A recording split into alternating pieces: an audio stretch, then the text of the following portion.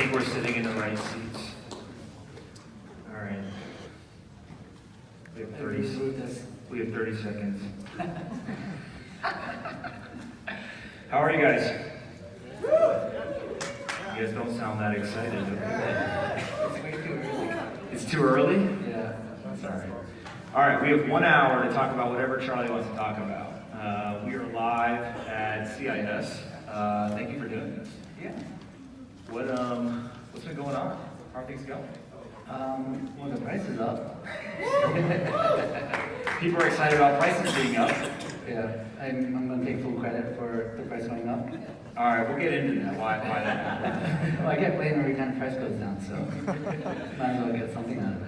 Before we get into what's going on today, let's talk about your background. So a lot of people know you as Charlie Lee, founder of Litecoin and crypto bull, if you will. But you had a life before crypto. Maybe let's talk about kind of growing up and then how you got to Google. Sure. Yeah. What do you want to know? Where'd you grow up? I grew up in Ivory Coast. Okay. So West Africa. Got it.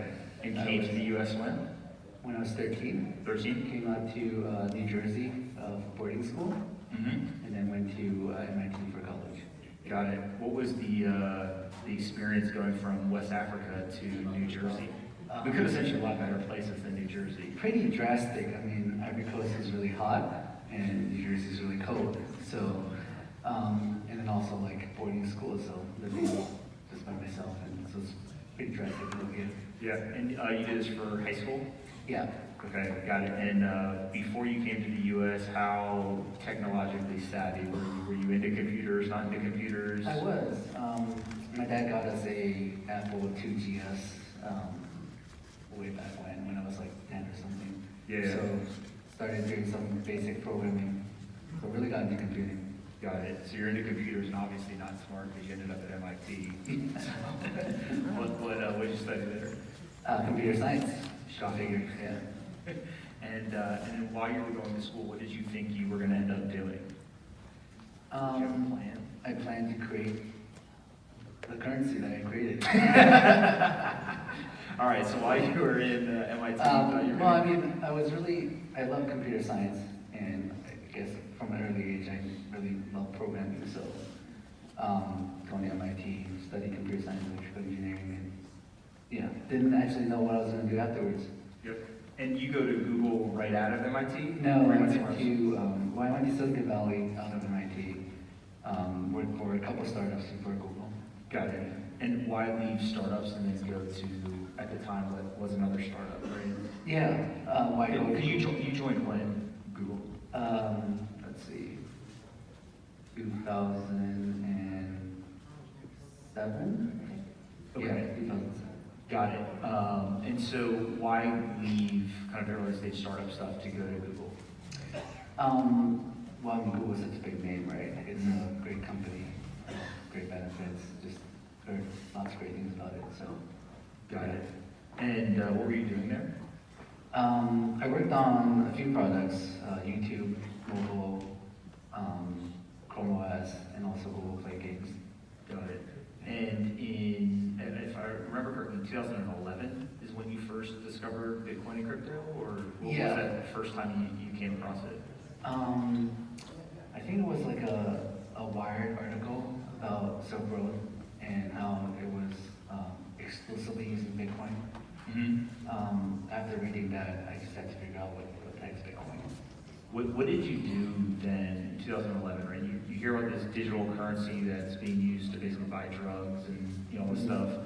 How do you go learn about it, right? It's not like there's a bunch of media coverage. There's not a bunch of blog posts and Twitter accounts. What do you do?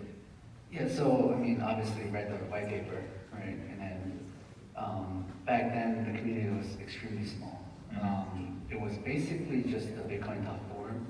So everyone in the Bitcoin space was reading and writing on that forum, bitcointalk.org. Yeah, I also remember in 2011 we had the first Bitcoin conference in New York, and pretty much like the whole community went and met each other in New York. And back then it was a really small community. I mean, everyone's really into and excited about Bitcoin, but no one had any idea what it will become. Just very excited about what the possibilities are. Yep, and you're doing all this while you're at Google. Are you talking about it internally with people? Is it kind of a taboo to talk about this decentralized digital currency, or what was the relationship between the two? Wasn't really talking to anyone about it. I mean, it's still like fairly new. Like, I don't expect anything of it. And then you started Litecoin in what, 2013? No, October 2011. Oh, you did in 2011. Okay. What was the genesis for why to start it? What were you trying to build? So back then, I traded like Bitcoin locally with people, like meeting a random person at Starbucks or McDonald's. I don't know if you guys have done that. It's a pretty interesting experience. Especially in 2011. In 2011, especially when they send me a Bitcoin, right? And it takes like an hour to confirm. So every now and then it takes like that long, right? So if you're sitting across this other person that you just met and not sure if they're trying to scam you or not, waiting for Bitcoin transaction to confirm. So at that point I realized like it's slow, right? At least for this experience. So before Litecoin came out, there were a few other altcoins, and one of them called Solidcoin had a 3-minute block time. And if you actually use like Solidcoin back then compared to Bitcoin, it just feels a lot faster. So I know that when Satoshi picked the 10-minute block times, it's kind of just a guess, right? It's hard to say what's the optimal time. So for Litecoin, I decided to make it faster. Got it. And so for those that don't know, explain the main differences between Bitcoin and Litecoin. I mean, the main difference is that it's 4 times faster, so it's 2.5 minutes for block confirmations. And it has 4 times as many coins, and it uses a different proof of work. So the key things I wanted to do when I created Litecoin was to just make it faster, and also make it so that it uses a different proof of work algorithm, so it's not competing with Bitcoin for miners. Because I realized, it's hard to survive if you're competing with Bitcoin for miners. And I created Litecoin mainly just for fun, right? Just to back around with the Bitcoin gold base and just not something that I thought was better than all the other altcoins out there at that time. And the reason why you were buying Bitcoin in Starbucks and McDonald's was basically because there was no infrastructure at that time. Right? Yeah, there was Mt. Gox, right? Never heard of it. Never heard of that one. Never heard of it. Awesome exchange. But you had to wire money to a bank in Japan, or use a a payment processor service that takes a fee. It's kind of really hard to get money into Mt. Gox. So it's easy to just use local Bitcoins and meet someone in person and chat about Bitcoin and buy Bitcoins. There weren't really any scammers back then. Yeah.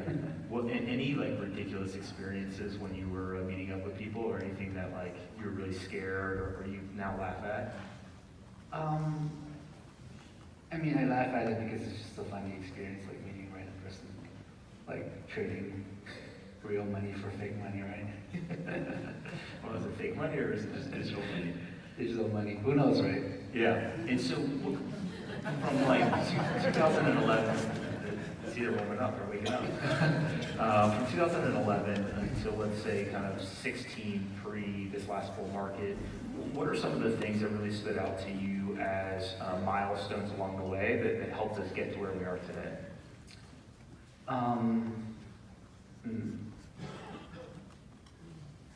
As milestones. Or just like the big moments that you're like, you know what, I really remember when this happened. It felt like, hey, this was going to become more real than we previously thought it was. Funny thing is, I remember all the bad moments, like China banning Bitcoin or exchanges getting hacked. But I mean, just slowly over time, Bitcoin became just more and more for sure, right? When I first found out about it in 2011, it was just like a fun little thing. No one knew where it's going to go. Chances of it succeeding was like close to 0%. Right? So, yeah, but today it's like so different. So when you first learned about it in 2011, let's say it was single-digit percentage probability it was going to be successful, where would you put that percentage today? Well, it's already successful, right? It Answer. depends on what we consider success, right?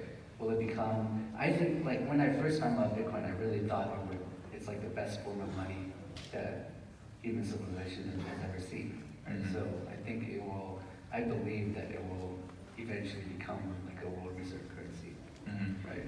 Do you think that as Bitcoin kind of marches towards that global reserve status, it needs to displace the existing global reserves, or can it just be another option? Kind of, it can coexist as global reserve status? I think it will coexist. I don't think fiat currency is going anywhere. Mm-hmm. Definitely not in my lifetime. It's my belief. Got it. It'll coexist fine. And how do, if you take Bitcoin as this is the blue chip currency that is most likely to succeed in doing that, how do you view all of these other kind of cryptocurrencies, right? So not the utility tokens, not the other stuff, but the actual digital assets that are trying to serve as a currency. What's their role? I think there will be like a handful of currencies that actually have real value, right? So I never thought Bitcoin would be the one and only. And as far as how many will actually have real value, I don't know. But I just think there will be a few. Right? There won't be like 1,000 currencies all have value. Mm-hmm. There'll be, Bitcoin will be the major one, and there'll be a few other ones. Yep. And then most of the ones that I think you and I would say have the high probability of being successful today are not backed by governments, but more and more I think central banks are starting to look at should they participate, should they issue their own kind of tokenized fiat currencies. How do you think that plays out? Does that actually impact anything that's happening in the decentralized digital world, or is that kind of separate and just, again, it coexists? I think it'll be good. I mean, it'll be different, right? So if it's backed by a government, it's not decentralized. It's not really sound money. So it'll be useful. It'll be useful if you have a government-backed digital currency that you can easily swap between that and Bitcoin. Mm-hmm. And you can store your as a store of value. You would put your money in decentralized cryptocurrency, but for usage, maybe a government-backed stable coin would just fine. Mm-hmm. And it feels to me like for the use cases, there's a need for different currencies. But what we see today is the things that, let's say, go to any country in the world, walk across a border with a currency. Bitcoin may not be the best thing, right? Just given the price volatility. If all you want to do is preserve the wealth that you have for a short duration period of time, probably not the best. Well, but this is just the current situation we're in. I believe over time, Bitcoin will become more stable, be less volatile. So I agree with you on that. I guess my question is, because it's going to take time to get there, right? There's kind of a maturation of the technology, the adoption and technology. Does that leave the window open for large corporations or governments to step in with alternative options? And if they kind of wake up and realize that there's value here and they go ahead and they issue that stuff, can it take some of the wind out of the sails of Bitcoin? Or do you think that this is so inevitable and so unstoppable that no matter what those guys do, it's not going to matter? I think it's pretty unstoppable. Yeah, I do believe that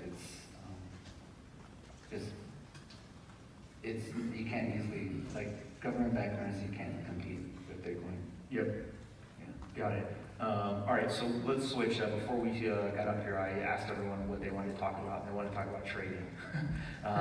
So Charlie Lee may be the greatest trader in all of crypto, is a constant thing that was in the responses. Talk about 2017, the bull market, kind of what you were thinking, and then obviously when you sold all the Litecoin, I think everyone just looks at that as like the sentinel moment of at when you're at the top. Yeah, so I've been in this space for like 8 years now. I've seen like many bulls and bear market, right, like 3 or 4. So I've seen, when I first got in, the Bitcoin price was $30. It's cheap, but then when I bought it, it crashed to like 2 within the next year, right? So that's like an over 90% drop in price. And a lot of people thought Bitcoin was dead, right? dropped from 30 to $2, so it must be dead. 2 is much closer to 0, by the way, than 3,000, right? just for everyone keeping track of it. Well, it's all relative, right? Of course. So we've dropped like 80% or whatever numbers. So, the thing I saw was that the fundamentals of Bitcoin didn't change. Right? If anything, it got better over that 1 year period. And the same thing for what happened last year, right? The price of all cryptocurrencies dropped 80 to 90%. But for, I would say, just like the strong ones, right? The fundamentals didn't change. If anything, we're getting better. We have like BAC coming out. We have potentially ETFs getting improved. It's just getting more and more mainstream. So the price does what the price does, right? It gets pumped up to a really high and then it will drop back down. It's trying to figure out, the reason why it's so volatile is because no one really knows the future, right? And for a company, the future is within a certain range, so the price doesn't fluctuate that much. But for like Bitcoin, the future of Bitcoin, it could become the world reserve currency or it could be dead in a few years, right? So the difference is so high, so that's why it's so volatile. Like an exchange gets hacked, Bitcoin price like takes a dump because people think that you can't secure coins well, it's not going to succeed, it's going to go to 0. And it also feels to me like the emotions that you're describing with positive and negative news play out a lot more in crypto than they would in other markets because it's mostly retail driven and humans, right? There's not tons of algorithms kind of running this stuff yet. Yeah. And so price is very, is correlated very highly to human sentiment. Yeah. Do you think that's correct? Definitely. Like, for example, this current recent rise, like, it's hard to say what happened, right? We thought that you bought the bottom too. No. Like, there was the April Fool's like article about Bitcoin ETFs getting approved. I think that like sparked something, right? I also saw like a Chinese tweet saying that, believing that was true. Oh, so really? potentially there was something lost in translation, and then people started buying because of that fake news. It could potentially cause some stop orders to trigger, and then a lot of people got in because seeing the price going up. So it could potentially be just triggered by fake news. Yeah, don't tell people that fake news made them money. That'll really mess up American politics. Yeah. So let's talk about kind of how you see the future unfolding, right? So you talked a little bit about the currencies, but I think that in 2017 we saw this new funding mechanism for early stage technology and projects with the ICOs. That's drastically been reduced in terms of both the regulatory environment and I think investors' appetite for a lot of that stuff. Do we see that come back at some point in the future? Maybe does it come back but it looks a little different? How do you think this plays out? We do see a push for like STOs, right? So securities tokens. I think ICOs are a neat idea, but what happened was just was kind of unfortunate because a lot of people lost a lot of money. I mean, there's a reason why VC fundings and securities require like accredited investors, right? You need a certain level of expertise in investing or enough money to invest before the ICOs, and it's to protect people, right? It's you don't want to get scammed by the company promising some stuff and everyone mom and pop's putting money into it and it gets scammed. So we saw that with ICOs, and there's a reason why they're not legal. Right? So I think there will be more regulations to kind of make this space safer and also allow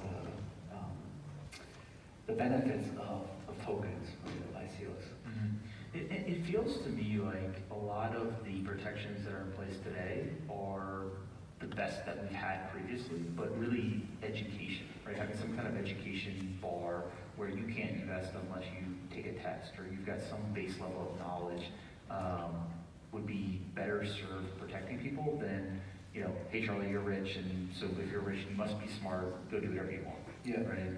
I always joke and say that I know a lot of really rich, dumb people. So we'll see.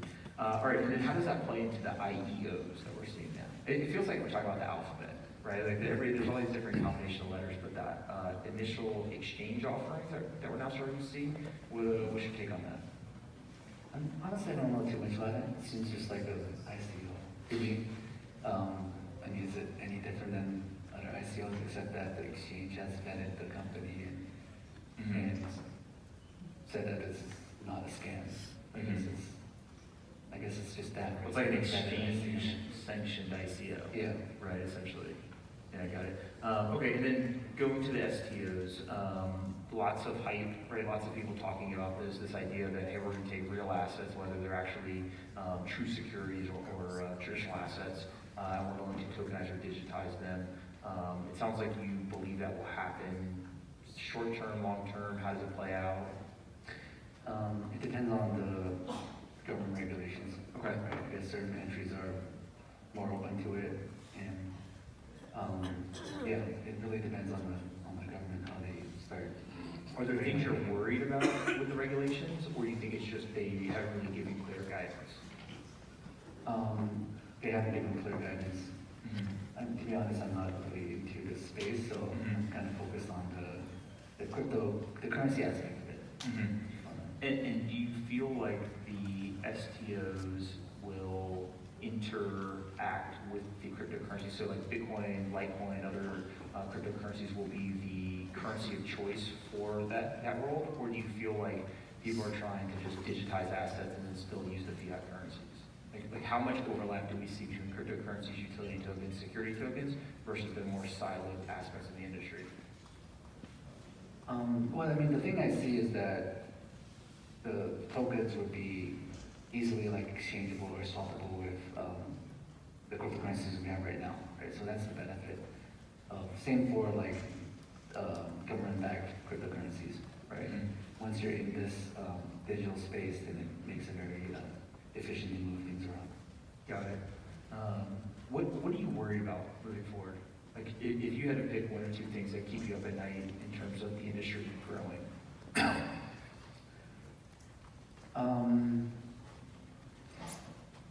I can talk about like what I think, what we need to solve, right? Okay. So these aren't things that you're necessarily worried about. They're things that you believe are important problems that need to be solved for us to keep moving.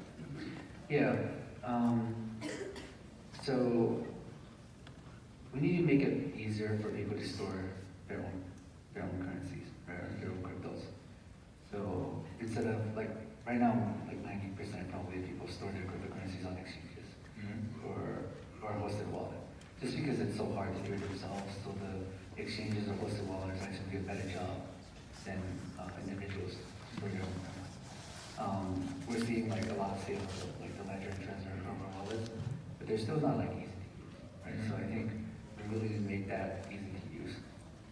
Usability is very important. It's something that we've been working on for many years, but it's just something we need to kind of solve or make it a lot better. Do you think that is a technical problem? It's a like user experience problem? Where do you think the big obstacle there lies? Right? Because if people have been working on it for years, and we don't have something that you and I can say with confidence is a perfect solution, what's holding us back there? The problem is it's a security and usability. I feel like it's always a compromise. Mm-hmm. Something that's really secure is just hard to use. So, like for example,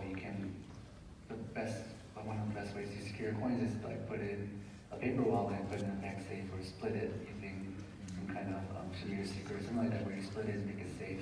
But that's just really hard to use, right? You can't use it every day if your money is locked away in a MagSafe. The easiest way to use cryptocurrency is having a mobile wallet where the money is, but it's like hosted, right? Like for example, the Coinbase mobile wallet is extremely easy to use, but then you're trusting Coinbase, right? So it's definitely a challenge to find the right balance between security and ease of use. Gotcha. You mentioned Coinbase, and you were there in the very early days. Tell us a little bit about what that experience was like, and you know, why did you join Coinbase out of everything you could have done coming out of Google? Why that company? Yeah, so 2013 I joined Coinbase. At that time I wasn't really looking for another company. I mean, Google was such a great company, just good benefits, good pay, Good food. good food. And I went to Coinbase, they paid me half as much. I had to travel like an hour commute to San Francisco and work like twice as hard. Charlie, it doesn't sound like a good deal.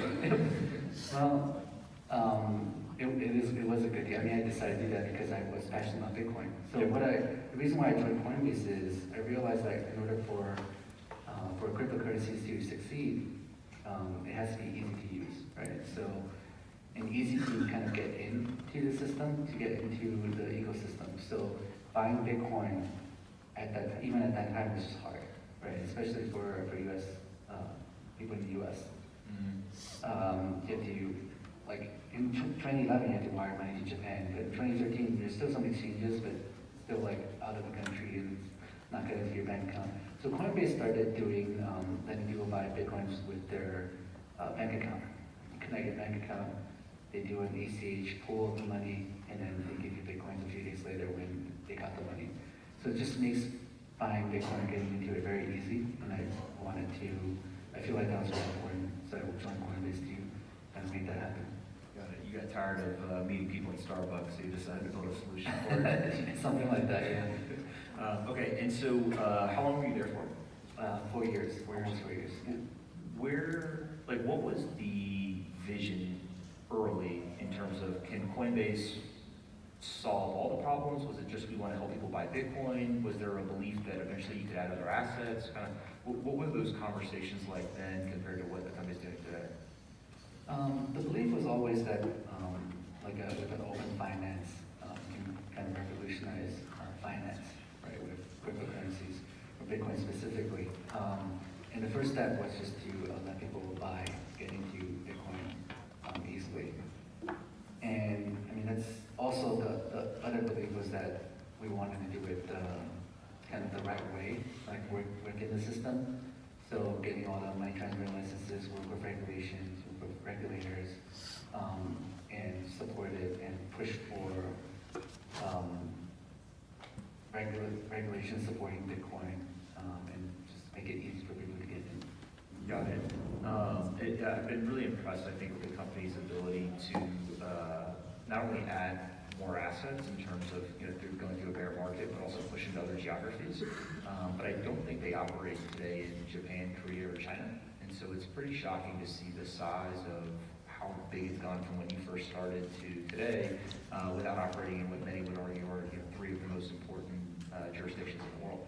I wouldn't be surprised if they move into those jurisdictions. Coinbase had investments from Japan, from Japanese companies or funds. So I wouldn't be surprised if they move into Japan, China, and Korea. Don't hold me to it, but I think that they've applied for the licensing in Japan. I just don't think they've received it yet. I guess they would need the licenses before they can open them. For sure. And then coming from that experience, seeing the rise of the Binances of the world who said, hey, look, we're going to start outside the United States, we're going to take a different regulatory approach. Pros, cons of each one, do you think that, again, there's kind of coexistence, or do you think that one model eventually trumps all the others? I think they'll coexist. I think there's room for companies like exchanges like Binance's to do it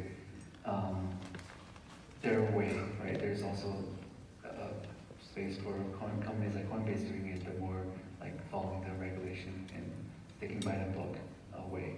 I think both will succeed and coexist. For sure. All right, before I finish up, and we'll let everyone ask all their questions, I'll ask a couple of rapid fire questions. You don't have to answer quickly, but what do you think is the most important company in crypto? You can't say Litecoin either. Litecoin Foundation. Most important company in crypto. I still think Coinbase. Coinbase? Okay, explain why the most important. Just the fact that they're able to bring in so many people into the space. It's very easy for people to buy, sell, and use cryptocurrencies. Yeah. I think they've done a lot of good for crypto.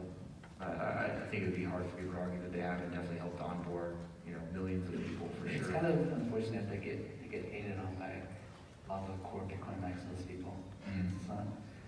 It's not black and white, right? They've definitely made mistakes.